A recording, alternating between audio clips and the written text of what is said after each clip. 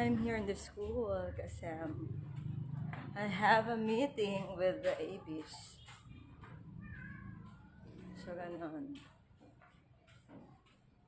Kaya ang yung auntie ay nagmamadali talaga kanina kasi yung meeting. Pina-abrupt na meeting ang atinan. Ewan ko kung ano ang agenda.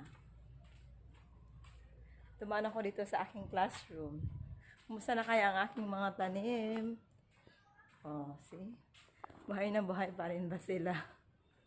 Nako, ano naman ngayon. Kasi uninterrupted vacation namin ngayon. Kaya naman, ipapapunta lang talaga pag very important yung reason. Ako ay naglalakad papunta sa grade 3 na room. Kasi doon ang venue. Ay, ang sarap talaga ng hangin.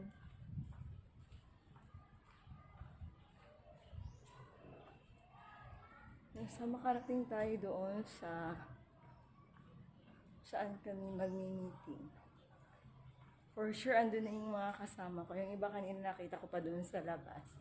Nagpapahangin pa sila. Kasi may dala silang bata.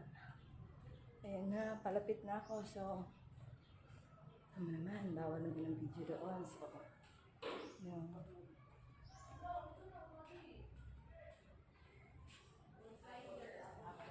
Kaya dito na tayo. Bye!